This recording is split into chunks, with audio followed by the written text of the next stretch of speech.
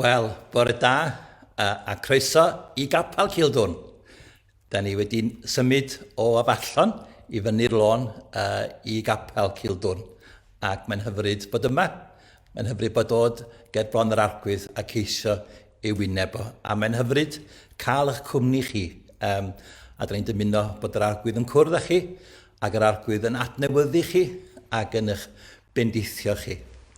Fel y gwelwch chi, mae yna rhyw olwg gwahanol ar yr tudalen yma ar Facebook ac so ni'n gwerthfawrogi fawr iawn. Sa chi'n deitha ni be da chi'n feddwl, ydy o'n glir, ydych chi'n mynd i darllen y geiriau a dilyn. Dwi'n byw ar adborth a dwi'n byw ar sylwadau pobl a dwi'n dysgu felly. Felly teimlwch yn rhydd i nodi a hefyd wrth gwrs teimlwch yn rhydd i rannu'r rwydfa. Mae'n mynd tair gwaith pellach i'ch ffrindiau bod nhw'n cael y fendith efo ni y bore yma. Ond mae di bwrw yma dipyn neithiwr tybed sy'n mae'r tywydd acw di bod. Wel, bod ni ofyn i arglwydd bob tywydd i fendithio ni rwan. Ein tanefol, diolch i fawr i ti am yn cynnill ni rwan fel hyn tros y we. Ti'n nabod ni, ti'n gwybod yn sefyllfa ni, ti'n caru ni, ti'n derbyn ni. Gafon ni'n creu ar dy ddelw di, a mae gen ti ddiddordeb tadol yna ni, o Dduw. Ar sil y tadau, ti di'r tad delfrydol, ein tad yr hwnnwyd yn y nefoedd.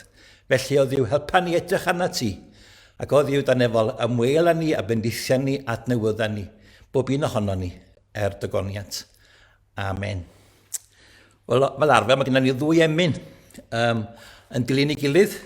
Y gyntaf ydy cysegriad ac yn Cyneuon Ffydd, gyda chi gopi ohono fo, mae o'n rhif 710 ar Gwydiesu Disgym Gerdded. Ac yn dilyn wedyn, fydd emyn Pantycelyn yn dilyn hynny, bod ni ceisio yr arglwydd ac yn cysegru yn hunain i'r arglwydd. Ond fel croeso chi ganu yn eich cartrefi a dymuno bendith ar y mawl y bore yma. Oh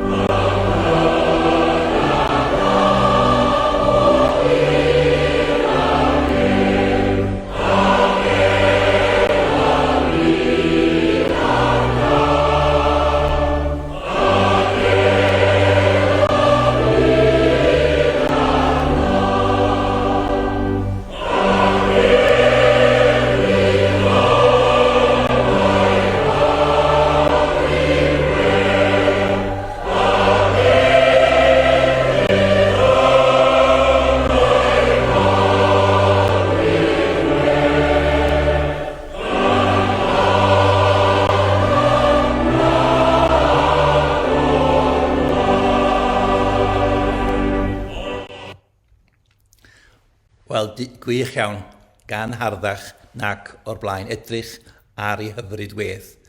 Wel, mae Elin yn mynd i rannu sut mae hi wedi profi ar Iesu yn ei hanes ac yn ei bywyd hi. Mae Elin yn wreiddiol o Pwllheli ac yn gweithio efo myfyrwyr fel arfer y Mangor ac mewn sawl safle yn y prifysgolion. So mae Elin yn mynd i rannu gair o dystiolaeth ac yna gwn i ddarlleniad ac fydd Gerallt yn darllen Mathew 25, sef y testun y bregaeth y bore yma. Helo, fe enw i di Elin a dyma'r hanes o sut nes i ddod yn Gristion. Felly, hefo'n hanes i, ella wahanol i neisio bobl eraill, mae rai fi ddechrau yn y dechrau un. Achos ges i magu ar aelwyd Gristnogol, oedd dad a mam yn Gristnogion, oedden nhw'n weithwyr Cristnogol, felly yn naturiol oedden nhw eisiau rhannu'r peth pwysica yn eu bywyd nhw hefo fi, felly ffydd nhw yn nyw, felly oedden nhw'n darllen y Beibl hefo fi, oedden nhw'n gweddio hefo fi, gweddio amdana fi, mynd â fi capel. Hefyd ges i y magu yn Holeg y Bala, felly oedd lot o bobl yn gweithio yna, ac oedd bobl yn dod yna i ddysgu mwy am Dduw, i ddysgu mwy am Iesu Grist. Felly, o'n i'n clywed lot o sôn am Dduw, a clywed lot o sôn am Iesu Grist. Ac i fod yn onest, dwi'n meddwl mod i'n cofio pryd lle nad o'n i'n gwybod am Dduw, nad o'n i'n gwybod am Iesu Grist. A dwi chwaith yn meddwl bod fi'n cofio pryd nad o'n i'n coelio yn nyw lle. Ond dydy'r ffaith mod i wedi ymagu gyn mam a dad sy'n Gristnogion, ddim wedyn yn ymwneud i'n Gristion. Dio ddim fatha, wel, mae mam a dad yn Gymru, felly dwi'n Gymraes. Dydy ddim yn enedigaeth fraint, felly mae rhywbeth gwahanol. A dwi'n meddwl, pryd nes i sylweddoli hynna am y tro cyntaf oedd pan nathon ni fel teulu fynd i wyl o'r enw Spring Harvest. Oedd yn cael ei gynnal dros y Pasg, ag y flwyddyn honna oedd o'n Mhwllheli a dyma ni'n mynd i aros efo nain a taid yn Rhicieth.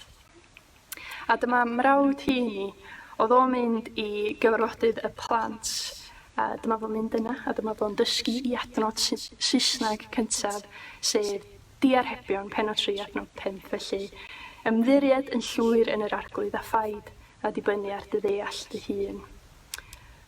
Ond yn fwy na hynny, dyma fo yn dysgu yno bod yn bosib iddo fo fod yn Gristion. Dyma nhw yn rhannu yn syml, yn bod ni gyd yn bell oddi wrth Dduw, yn bod ni gyd wedi gwneud pethau sydd yn drwg, bod ni'n bechaduriaid, a bod Duw mor dda, bod ni'n gallu bod yn agos at Dduw oherwydd hynna. Ond, bod yna newyddion da, bod Iesu Grist wedi dod, bod Iesu Grist wedi marw ar y groes dros yr holl bethau drwg da ni wedi gwneud. A bod o'n cynnig maddau i ni. Mae Iesu Grist wedi cymryd y gosb, felly bod ni'n gallu bod yn iawn hefo Duw, bod ni'n gallu bod yn agos at Duw, bod yn ffrindiau hefo Duw. Felly, mi ddysgodd hynna, a dyma fo'n dod yn ôl, ac oedden ni'n parlwr nain a taid, ac oedden deud hynny wrth mam, ac mae'n mynd sut dwi yn dod yn Gristion felly. A dyma mam yn deud yn syml, wel, ti angen gweddio, ti angen siarad efo Duw a deud bod chdi'n sori, a gofyn i Dduw faddau i chdi, a gofyn i Dduw ddod i fyw yn dy galon di. Ac o'n i'n gwrando ar hyn i gyd achos standard, dwi'n berson bach busneslyd.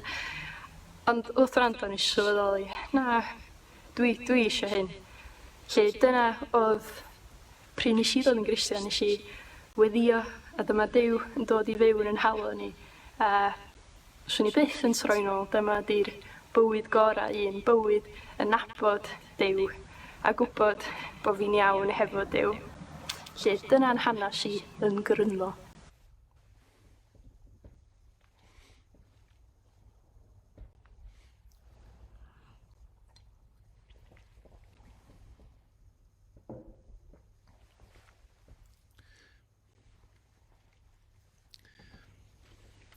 O, diolch yn fawr iawn i Elin a Gerallt am rannu profiad ac am ddarllen y gair. Gadewch i ni rwan blygu pen ac eisiau'r arglwydd mewn gweddi gyda'n gilydd. Dan efo, diolch i ti bod ti dal i alw ac i dal i weithio a dal i ddangos gogoniant Iesu Grist a sut mae bod yn iawn efo ti. A da ni'n ddiolchgar iawn am Elin, ddiolchgar iawn am gras yn ei bywyd i y gras ar waith trwy Iesu Grist, a'r gras wedi dangos yn ei ymroddiad i genhadu ymhlith i cyfoedion yn y brifysgolion o Dduw. Da ni'n gwyddio dyfendith di arni rwan, wrth i gysio cysylltu efo myfyrwyr o bell a bendithiau i gwaithu a'i dyfodol o dad. Da ni'n ddiolchgar i ti am dofal cyffredinol, am ras cyffredinol, a bod ti'n edrych arna ni gyda tosturi a cariad. A felly da ni'n dymuno y bore hwn i ti'n nesau ata ni ac i ti ddangos dy hun o Dduw. Da ni wedi clywed air, mae dy fab wedi cael ei glywed yma y bore yma. Mae eiriau fo, a da ni'n dymuno clywed i'r galon a Cristiau i wrando beth gan yr Iesu i ni trwy dameg y talentau. A da ni'n ddiolchgar iawn am yr ysbryd i ysbrydoli Mathew i gofnodi'r geiriau yna. A da ni'n credu o dad bod yr ysbryd glân yn bendithio i wirionedd ei hun. A da ni'n gwyddio felly wrth i ni astudio a deall ac ceisio ystyried y ddameg yna, bod ni'n cymhwyso fo i'n sefyllfa ni yma yng Nghymru o Dduw. A da ni'n meddwl am Llangefni, da ni'n meddwl am y gofid o Dduw sy'n yna, efo'r y ffactri, y ddwy chwaer, y Two Sisters, a 100 o weithwyr sy'n cael ei effeithio gan y pla.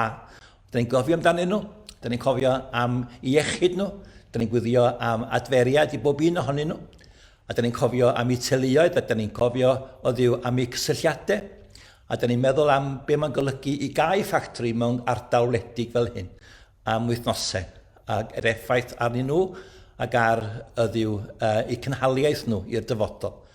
A da ni'n clywed hefyd am faniau eraill ar yr ynys lle mae'r pla yn lledu. A da ni'n ddiolchgar i ti o dad am y cyngor sir a'r penderfyniad efo addysg bod yr ysgolion ddim yn agor, ond da ni'n gwyddio dros arweinydd y cyngor a dros y rhai sy'n gofod ystyried dyfodol yn Ynys Môn gyda'r gofid yma o Dduw bod nhw'n cael pob doethineb. Yr un modd, da ni'n gwyddio am Mark Drakeford yn y cynulliad a Boris Johnson yn Llundain o Dduw. Maen nhw gyd angen doethineb.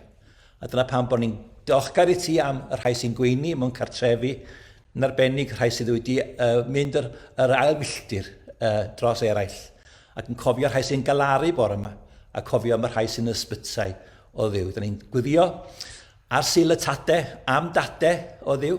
Da ni'n gwyddio am y patrwm sydd gen ti yn dair, bod yna ddynion yn dilyn yr Iesu ag esiampl yr Iesu, a bod nhw yn caru i'w gragedd, yn ffyddlon i'w gragedd, yn driw i'w gragedd, a hefyd yn caru i'w plant o Dduw. Da ni'n dymuno am dadau sydd yn debyg i Iesu, ac yn adlewyrchu dy ogoniant di yn ei bywydau. Da ni'n trysau o Dduw.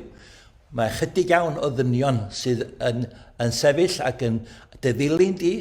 Mae merched o Dduw mor driw, gragedd wrth y groes, dros y canrifoedd. Ond dynion yn ymarchoes ac yn dal yn ôl. Ond dyn ni'n gwyddio am galibr o ddynion.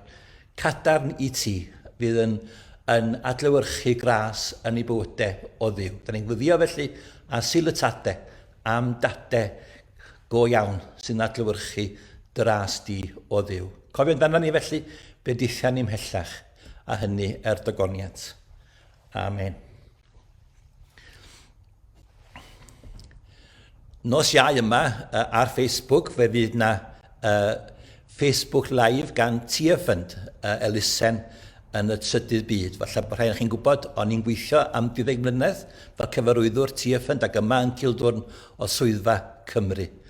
Wel, mae'n bwysig iawn i ni gofio'r tlawd a cofio effaith pell cyrhaeddol y pla yma ar gwledydd tlawd. Felly, os ydych chi ar gael, nos Iau mae ar gael bydd yn cael ei streamio yn fyw ar safle Tia Fund.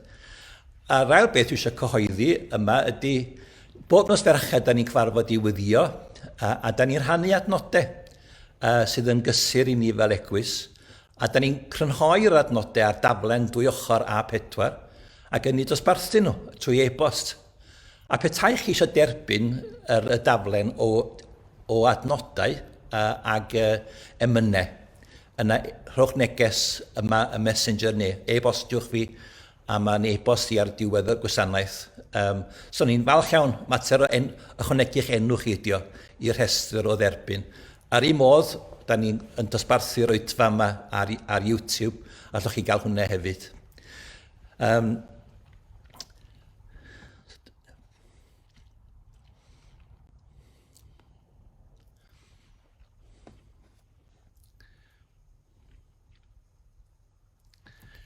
So dyna ni TFN, ac dyna fath o esiampl i chi o'r daflen o adnodau o'r cwrgweddi. Sil nesaf, fyddwn ni'n edrych ar sut mae copio efo dioddefaint. Dwi'n un o 6 o blant, a mae genna fi chwaer, Sian, sydd wedi byw am 20 mlynedd efo Parkinson. Oedd yn had hefyd wedi dioddau o Parkinson. A mae Sian wedi paratoi gair fydd hi'n rhannu sil nesaf, sut mae hi wedi ymdopi efo Parkinson, be mae'n golygu yn ymarferol. Ac os ydych chi'n abod rhywun sydd yn y sefyllfa yna a gweithio'r modd, mae o'n effeithio'n ddwys iawn ar bobl ac yn gynyddol felly. Wel, soniwch nhw am y gwasanaeth a fyddai'n pregethu ar 2 Corinthiaid 1 sil nesaf.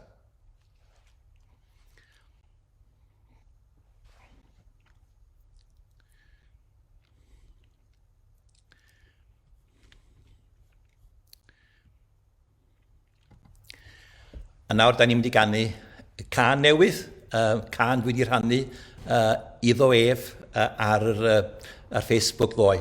Da ni'n mynd i ganu hi cyn yr bregaeth, ac o'n i'n cael ynghyffwr gan ei gymaint. Dwi eisiau canu hi eto fel cysegriad, sut mae edrych ar yn bywyd ni a ddiwedd y bregaeth. A fi glywon ni a fi ganwn ni gyntaf cyn y bregaeth.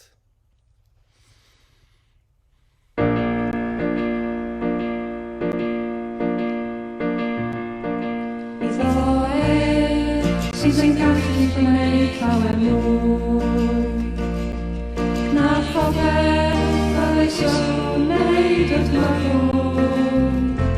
Trwy ei nes sydd ar waith, trwy ei nes sydd ar waith, yn o'n ni.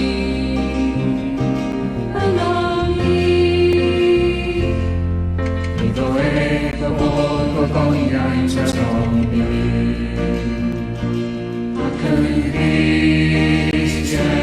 Iesu y Meistr, o genhedlaeth I genhedlaeth, I byth a I byth.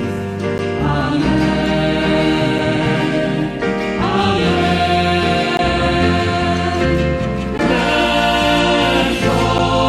Nertholi, fe adolwn y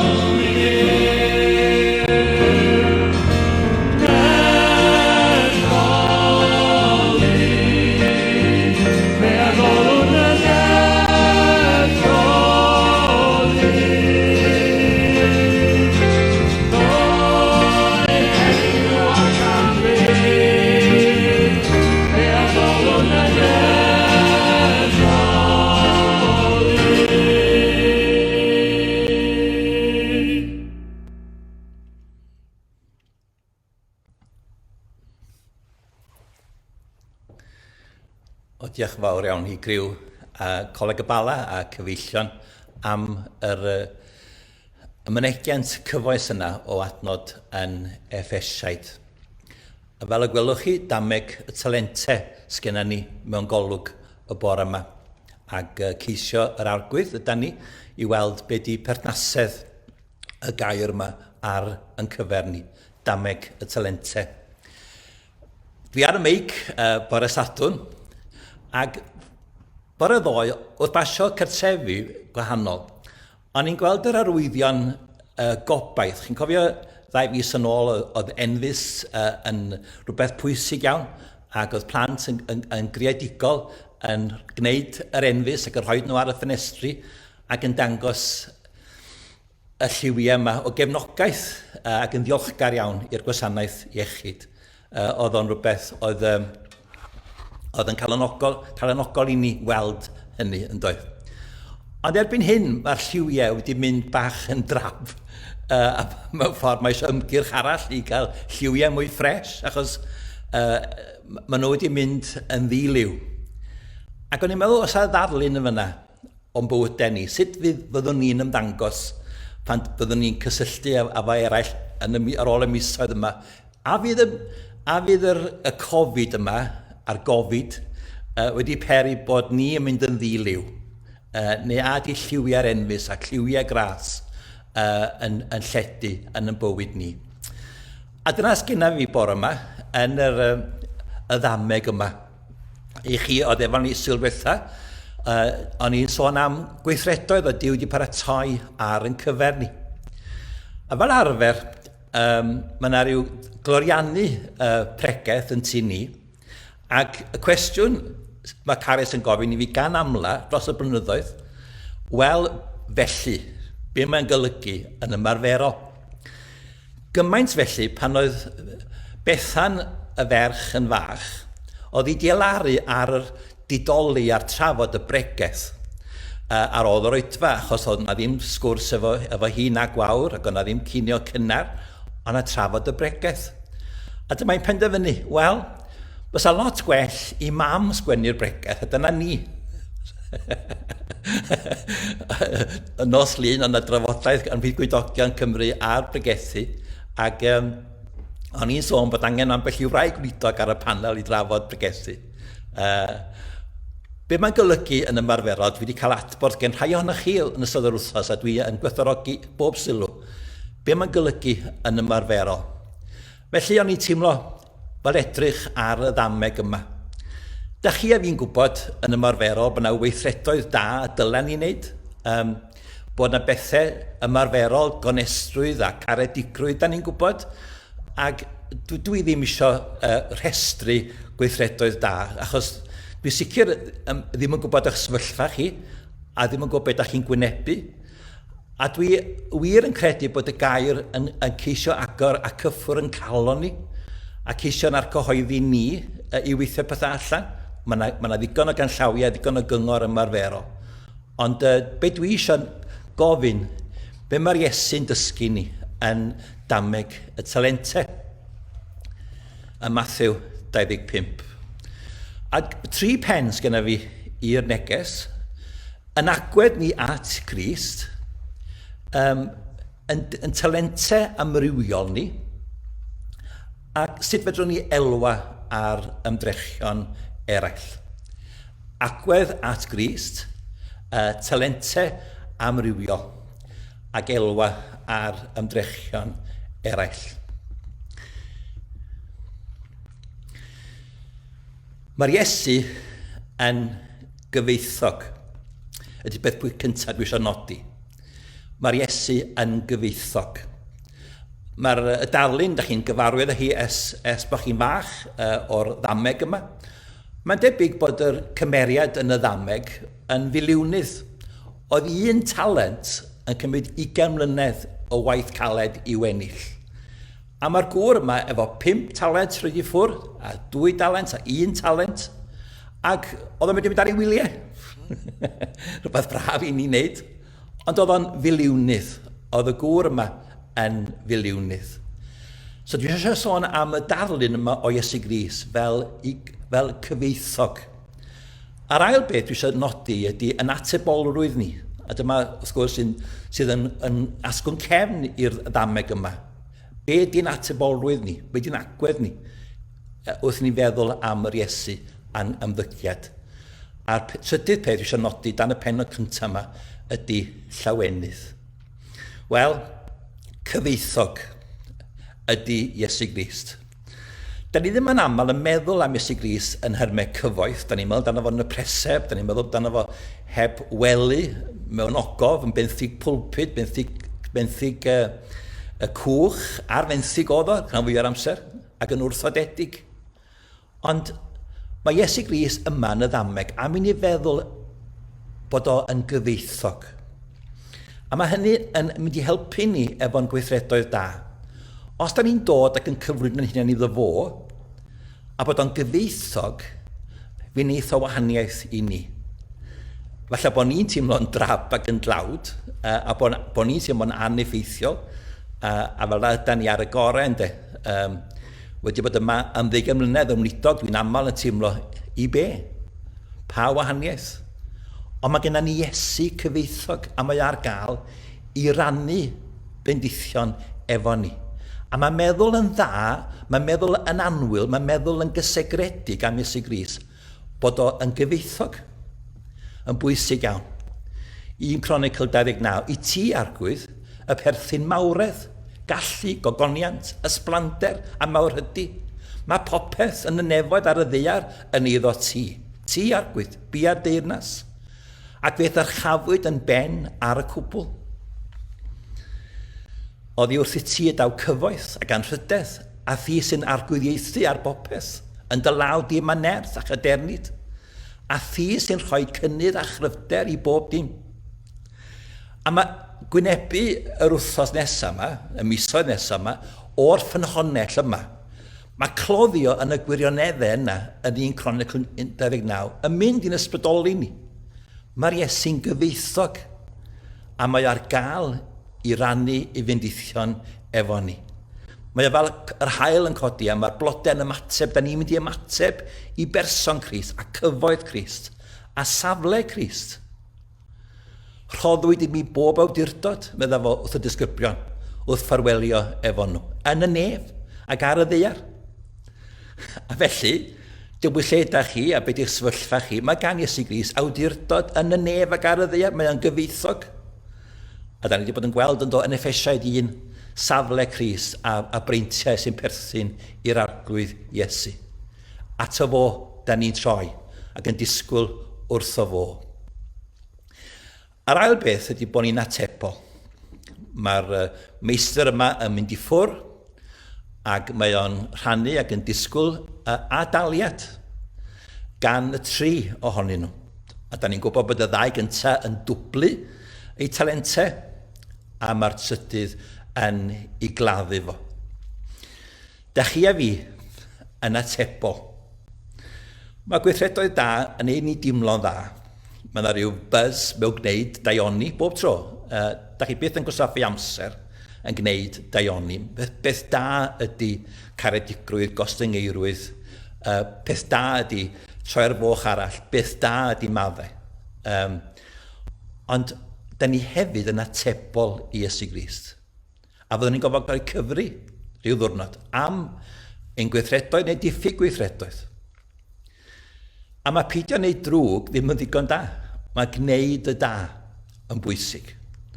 Oedd un Puritan yn dweud bod peidio wneud drwg, wel, da ni'n gystal â cerig, dyn nhw'n wneud drwg. Be da ni'n neud? Be di'r sins of omission, a sins of commission? Be da ni'n cyflawni? Ac wrth gwrs, mae yna wahaniaeth rhwng y tri. Mae'r ddau gyntaf yn dwy'n ffrwyth, yn dyblu, a mae'r cyntaf yn claddu. A mae yna ddarlun yma o rai bobl yn teimlo bod nhw ddim wir yn gorfod rhoi cyfri ag well just claddu, a well peidio ag ymwneud.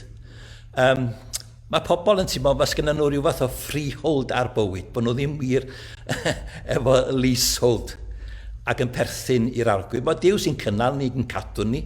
Mae'n anadl ni yn ei law o, ond i bain dan o fo. Fydden ni ddim byd. A fo sy'n rhoid yn talentau ni, fo sy'n rhoid pob dim i ni, yn breintiau ni. Mae'r fraint yn cynnwys credu yng Nghrist, pwyso'r Iesu Grist, cael buddiant llawn am bob bai, heddiw a gyfori a ddoe. Mae acadwriaeth yn rhan o'r dalent. Da ni'n gorfod profi, wneud yn fawr o'r efengil ar hynny. Ond wedyn, mae byw erbygoniant Iesu Grist yn ymarferol yn rhan o'r dalent hefyd. Ymhen dipyn o amser, daeth meistr y gweision hynny yn ôl. Mae Iesu Grist wedi gadael ni, mae yn y nefoedd, da ni'n gofio da fo'n ôl, ond mae yn hir iawn dydy. Allan ni weddio, ond i ddelo, ond da ni'n gwybod y dydd na'r awr, y daw mab y dyn. A mae Iesu Grist cryn dipyn o amser yn dydy. A mae pobl yn mynd â ddifater yn meddwl, wel, dydy Iesu Grist ddim yn dod nôl, a da ni ddim yn gofio sefyll mewn barn, sefyll ar ddydd y barn o'i flaen o. Cryn dipyn o amser. Di'r ffaith bod o'n cryn dipyn o amser ddim yn golygu na ddaw yn ôl. Ac wrth gwrs, y ddameg blaenorol yn y benod yma ydy'r ddameg y 10 forwyn a 5 gall a 5 ffôl. Dyle bod ffaith bod Cris yn gohirio dod nôl ddim yn golygu na bod o'n dod nôl, a bod rhaid ni roi cyfri bob un ohono ni am yn perthynas ag ef ac am yn bywyd pob dydd. Ynddo ef, yr ydym yn byw ac yn symud ac yn bod. Na chi reality check. Na chi reality check ohono ni. Pan mae'r gŵr yma cyfeithog yma yn rhannu'r talentau, mae Duw wedi rhoi bywyd i ni, gafon ni'n geni i'r byd. Iechyd, cyneddfau, natur, cymeriad, posibiliadau. Da ni'n byw yn symud ac yn bod yn niw. Da ni ddim byd, dim ond llwch yda ni, heb yr agwedd Iesu. Mae cofio hynny, fod i tarddiad pob da. Pob dim amdana ni. Argwydd medde'r trydydd gwas. Mi athadwain a dweud nhw'n di, gŵr caled ydwyt. A mae hwn yn taro nodyn cyfoes yn dydi. O, mae bobl yma yn ame cymeriad Duw. Mae yna ddioddefaint. Lle mae Duw rwan efo'r plam, a pam bod o'n rhoi meddyginiaeth i ni rwan. Pam bod yna dlodi yn y byd. O, os oes a Dduw i gael, mae o'n galed iawn. A mae'r adnod yma yn cyfleu amheuon pobl am yr arglwydd. Ac esgus pobl. A dyna beth i hwn, ynddo esgus y gŵr yma. Gweld bai, y perchenog, y gŵr cyfeithog oedd ar fai, ti'n galed, oedd o'n galed achos bod gennym fo safon. Gŵr caled ydwyd. A falle bod chi, ti gen i'ch meddwl yn ame cywirdeb Duw, daioni Duw, hygrededd Duw, credibility Duw. A bod hynny yn tawelu'ch cydwybod chi, wel, os ydy o'n bodoli, dio ddim yn ddiw da iawn, a diad y gwir, os o'n i'n ddiw, os o'n i'n gwneud gwell job na fo. Tybed. Amheuon genna ni, cyhoeddus, llafar, yn yr is-ymwybod am gymeriad Crist, caled. Mae Pedr yn deud, yn ôl fel y derbyniodd pob un ohonoch ddawn. Defnyddiwch eich dawn yn gwasanaeth eich gilydd, fel gwynyddwyr da ar ymryfal ras Duw. Mae pob un ohono ni wedi derbyn doniau. Wel, da ni wedi cysegru y doniau yna. Da ni wedi gredu yng Nghrist, da ni wedi edifarhau a pwyso arno fo am drigaredd. A da ni wedi fyw yn ymarferol bob awr o'r dydd, eriogoniant. Da ni'n weinyddwyr ar ymryfal ras Duw. Mae'ch sefyllfa chi yn llawn gras. Mae gennych chi iechyd, mae gennych chi freintiau, da chi'n freintiedig iawn, ond da ni'n atebol am hynny. Beth bynnag yr ydych yn ei wneud, gweithiwch â choll galon, fel i'r arglwydd. Golchi'r llawr, garddio, codi'r ffôn, cymwynas, talu'r bil, bod yn onest. Da chi'n atebol i'r arglwydd, i neb arall. Gwyddwch mai oddi wrth yr arglwydd y byddwch yn derbyn yr etifeddiaeth yn wobr. Gwasanaethwch Gris eich meistr chi, bydde Paul yn Colosiaid 3. Da ni'n atebol. Ond y trydydd peth sydd yn drosodd am y gŵr cyfeithog ydy llawenydd. Mae o'n gwobrwyo y ddau gyntaf, dos i mewn i lawenydd dy arglwydd. Ac eto, da ni'n meddwl yn wahanol am Iesu Grist ac am Efengil ac am Gristnogaeth, da ni ddim yn meddwl am llawenydd. Da ni'n meddwl am dristwch a gofid ac diriwiad a'r trai a'r llanw ac strygl a brwydr. Llawenydd yr arglwydd yw ei nerth ni. Mae'r nefoedd yn llawn llawenydd. Mae yna orfoledd bob munud. Sut mae'r cymylau rhyngon ni ar hael? Mae'r hael dal i lywyrchu a mae Iesu dal yn ogoneddus yn y nefoedd. A mae yna lawenydd bob tro. A gwobr fawr y ddau gyntaf. Nid jyst dyblu i talentau, ond bod nhw'n mynd i mewn i lawenydd yr arglwydd. A dydy o'n bwysig bod ni'n myfyrio lawer am llawenydd. Dyna pan bod ni'n licio'r ymynau, na pan bod ni'n licio'r salmau lle mae yna glod a mawl. Mae eisiau ni chwilio a mae eisiau ni edrych am gweithiennau aur o fawl.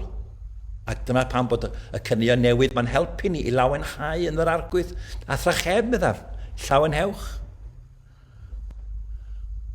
A mae'n ochr arall yn does. Mae'r trydydd gwas yn colli'n llwyr.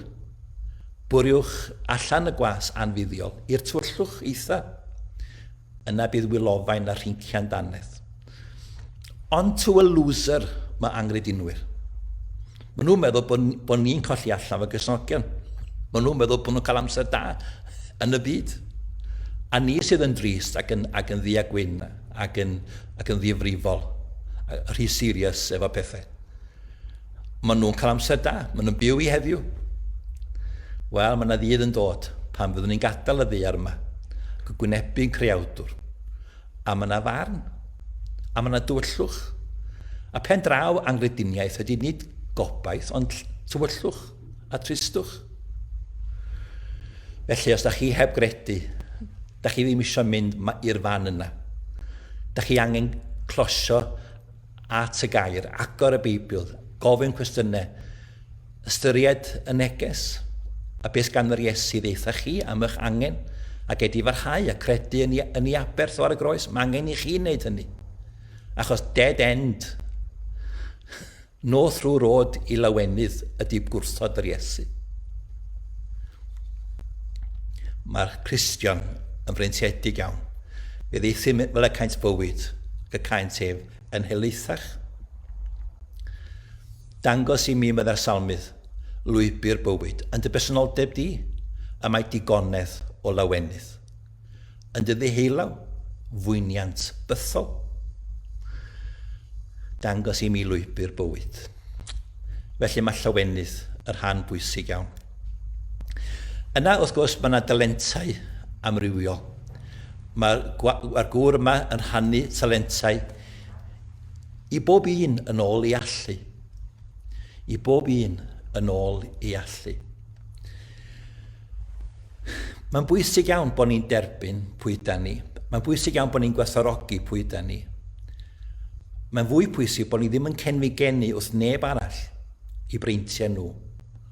O'n i'n sôn sylwetha bod bob un o'n i'n ddarn wydr mewn ffenest yn unigryw yn adlewyrchu gogoniant yr agwedd Iesu.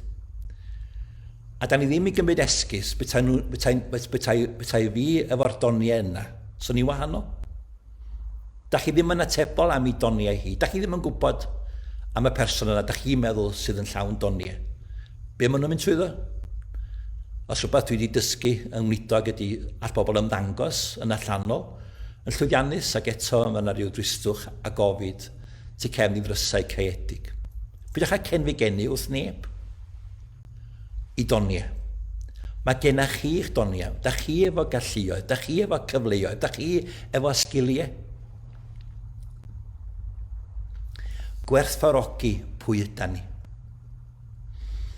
Mae o'r choed breintiau i ni. A dwi'n gwybod bod yn sefyllfa ni yn gyfyngedig, da ni adre, a falle bod ni'n gallu picio os gennym ni'r fraint o gael ardd neu mynd am dro. Mae o'n llwm arna ni, ond ddim ar llwm mae lot o bobl yn y byd yma. Ond ni jyst gwerthfawrogi'r sefyllfa da ni yno fo, ond pwy da ni? A da chi wedi cael eich creu ar ddelw Duw, a mae yna goniant Duw yna chi. A mae gennych chi sgiliau creadigol, mae gennych chi sgiliau ymarferol, mae gennych chi sgiliau sy'n cael ei roed i chi, a dim ond chi all gyflawni hynna. Fedra i'm codi gitar fel all Charlie codi gitar. Fellai ddim gwneud lot o beth yma, all lot o bobl y capel yma wneud. Fedra i ddim wneud gwaith mae Martin yn gwneud yn yr ysbyty, gyda fi ddim y sgiliau yna. Ond, da ni gyd yn wahanol. Ac mae i chi dderbyn be di'ch sgiliau chi, be di'ch skill sets chi, ac adnabod nhw a cymryd asesiad a gwerthfawrogi pwy ydych chi. Achos gan yr Iesu mae'n talentau ni. Da was da a ffyddlon, bu o ffyddlon ar ychydig. Os ydych chi'n ateb yn ôl ac yn dweud, wel, dwi reit glawd o dalentau. Iawn. Iawn. Bu os ffyddlon ar ychydig. Os ydych chi'n deitha fi, dwi eisiau gweld llwyddiant a dwi wedi cael yn siomi a dwi wedi cael yn cyflawni, oce. Mae lot o bobl yn teimlo'r un fath, ydych chi? Di ddim yn gyfnod hawdd i weld llwyddiant, ac yn sicr yn y Gymraeg, sa fawr o rain o lwyddiant. Busnes Cris ydy llwyddiant. Fo sy'n bendithio. Busnes ni wedi bod yn ffyddlon. A meddwl yn gredigol wythnos nesaf, oce, sut dwi'n mynd i ddefnyddio yn sgiliau fi, yn noniau fi? A falle bod nhw'n chydig. Falle mae dim ond gwenu fedra i wneud trwy'r ffenest a rhywun sy'n pasio. Falle mae dim ond codi'r ffôn fedra i wneud. Falle mae dim ond anfon neges fedra i wneud. Mae cwpan ddŵr yn cael ei roed yn enw Cris, yn cael ei werthfawrogi, yn fy enw i. Mae'r pethau bach chwedl Dewi Sant yn bwysig. A bod yn ffyddlon yn y pethau sylfaenol dyla ni wneud. Gweddio. Darllen y gair. Pethau falle sydd ddim yn ddangos y pethau mawr, ond bod yn ffyddlon yn y pethau sylfaenol da ni fod i wneud. Dwi'n licio be mae J.C. Ryle yn sgwennu. The best of Christians is a poor and frail creature. He will discover to his amazement that his master eyes saw more beauty in his efforts to please him than he saw himself. Da chi ddim yn gwybod beth ydych dylanwad. Da chi ddim yn gwybod beth ydy pen draw, be all Duw wneud efo'ch doniau chi. Mae Duw'n cadw ni'n ostyngedig, mae'n cadw ni rhag gwybod rhai pethau. Da ni'n gweld pen draw rhai pethau. Da chi ddim yn gwybod ymryniau Cersalem Caergweled. A mae'r Iesu'n gweld ni'n wahanol. Da chi'n gweld pobl yn wahanol. Da chi'n gweld gras, mae bobl chi'n dod i nabod nhw, maen nhw'n llawn gostyngeirwydd. A mae'r bobl mwyaf diwiol yn ostyngedig. Os yma'r Iesu'n gweld ni. Efo'n doniau, mae eisiau ni fod yn amcanus. Mae eisiau bob un o'n ni fod yn uchelgeisio. Mae mentergarwch yn brin iawn yn y Gymru Gymraeg, ond mae'n bwysig iawn. Bod ni efo'r top line, efo bob dim da ni'n neud. Nid rhywbeth, rhywsyd. Mae Duw y Creuwr wedi rhoi safon i ni yn y greadigaeth. A ddech chi'n studio adar, pysgod, ser, heb weld bod Duw yn amcanus. Rhoi trefn ar anrefn. A'r pwynt ola dwi eisiau rannu efo chi, o'n i'n myfyrio wythnos diwetha, Alla bod rhaid chi'n gwybod dwi'n hoff iawn o'r gors ar ffordd i mallraeth, a dwi'n hoff iawn o adar, a dwi'n mynd ar Beibl efo fi, a dwi'n trio meddwl beth gan Iesu Grist i ddysgu. A dyma oedd yn taro fi. Mae o'n dweud wrth y gwas anfuddiol, a mae'r gwas anfuddiol yn deitha fo, wyt ti'n medu lle heodd eraill ac yn casglu lle gwasgarodd eraill. A mae'r Iesu'n dweud, ydw, mi rydw i. Ti'n gwybod hynny? Mae'r meistr yma yn gwneud i gyfoeth wrth rhoi y talentau i'r ddau gyntaf. Maen nhw'n dyblu y talentau. Mae'r meistr yma yn medu lle heodd eraill. Mae'n elwa ar ymdrechion eraill. Be mae hynny'n golygu'n ymarferol? Wel, eto yn y cyfnod yma o ynysu, da ni'n colli pobl, da ni'n colli cwmni pobl, a da ni'n colli ysbrydoliaeth gan bobl.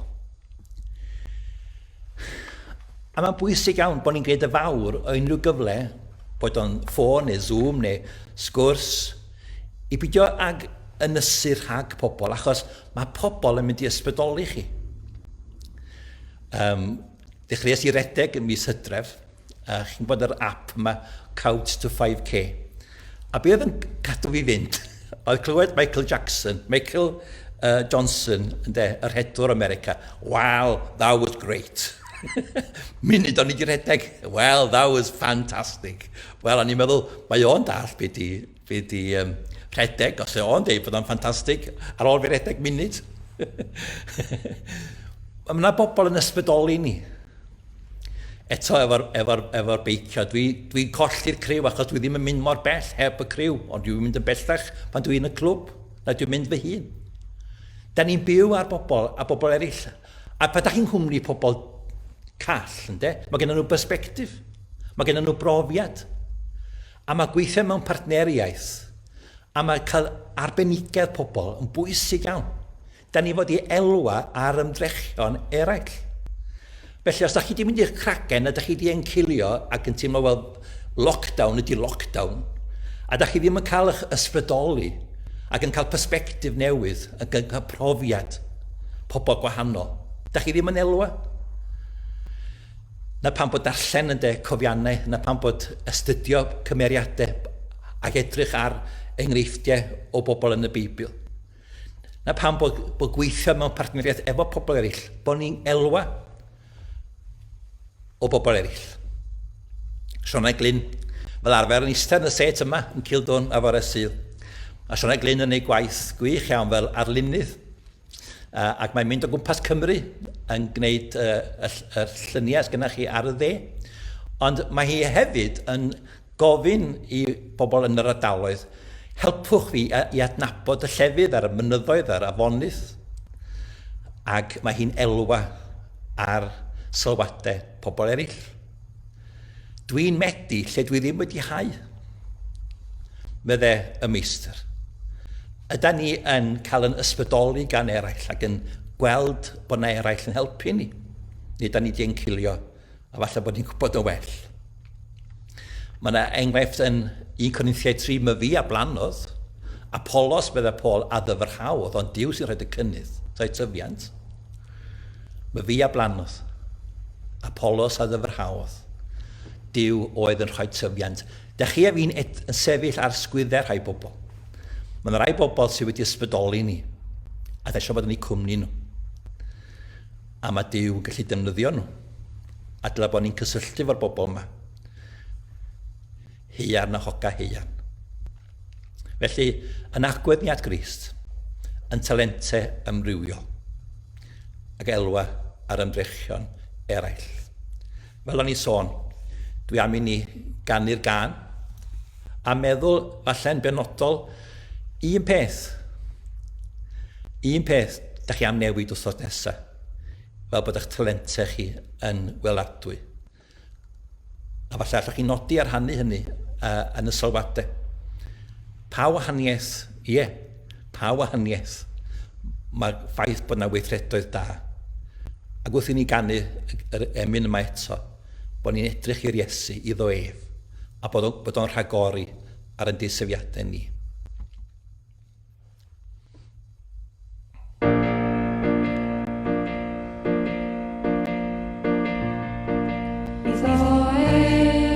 sydd yn gallu gwneud llawer mwy. Na phobeth a leisio wneud wrth mor trwy ei nes sydd ar waith, trwy ei nes sydd ar waith, yn o'n ni, yn o'n ni. Iddo ef y bod gogoniaeth at o'n ni. Ac yn Christ Iesu